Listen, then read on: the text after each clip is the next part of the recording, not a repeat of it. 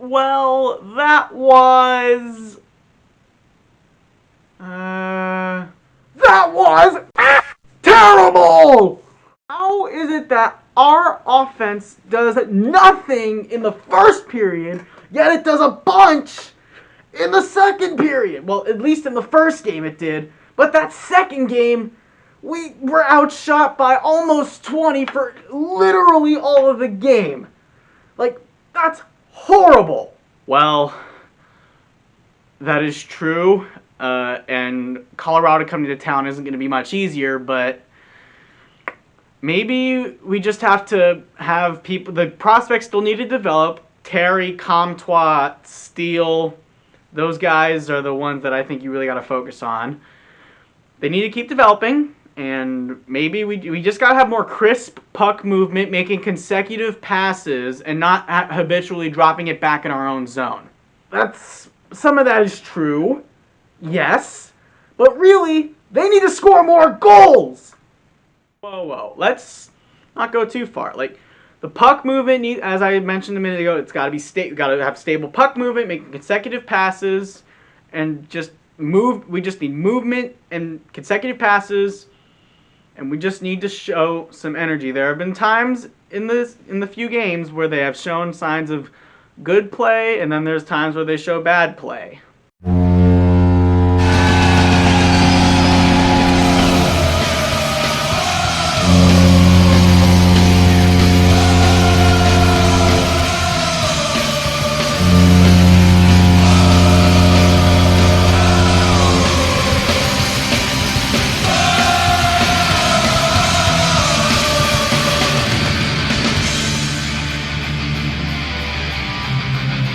Hey everyone! Welcome back to another episode of QUACKAST. That was just some conversation you saw there between me and the overly loyal Ducks fan about what we need to do. In Game 1, the Ducks win!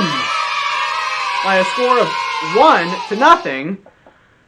That's a shutout, for those who don't know, when you give up 0 goals to an opponent and win the game. In that game, Sir Nicholas Delorier scores the only goal, and he is now the first player this season, besides Maxime Comtois, to score a goal. But in Game 2, we lose. Bummer. We lose by a score of 3-2. Somehow they scored 2 goals right away, one of which was on the power play. That was by former Duck Nick Bonino. Ryan Hartman scored a shorthanded goal in the first period. It was on a breakaway. That was their first goal. But in the second period, it was better. Ducks got a goal from Nicholas Delorier. Again, his second goal of the season. And then, guess who scored our second goal of the game? This one may surprise you guys, but it was Cam Fowler, a defenseman. Wow. I know, a defenseman scoring a goal. That's not something you see a lot of, even for offensive defensemen. But Cam Fowler tied the game at 2, but we conceded a power play goal in the third period to Joel Eriksson-Ek to go down 3-2. The Ducks had some chances against goalie Capo Kakinen, but we were unable to convert them.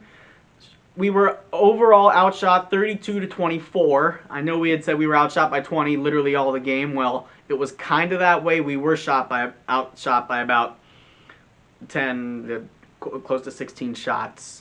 After the first period, I think the shots were like 24-8, which is not good.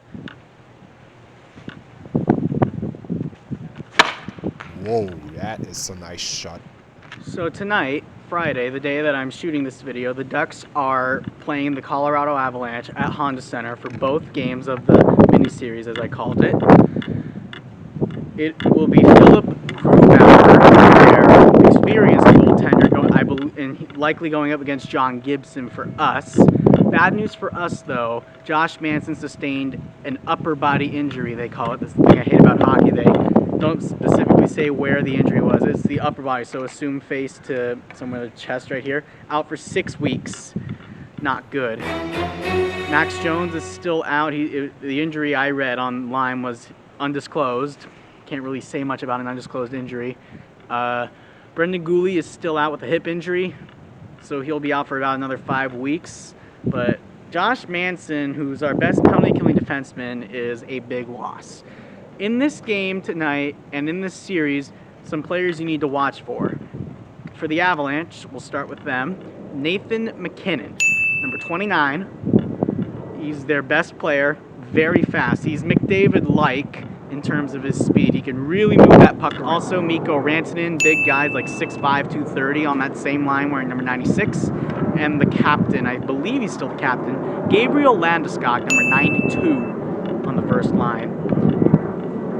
Also, for defensemen, I would say your biggest one to watch for, I would say either Ryan Graves or Sam Girard. And on the second line, Valery Nichushkin. He was on a hot streak last year, and he might get hot if he scores tonight against us.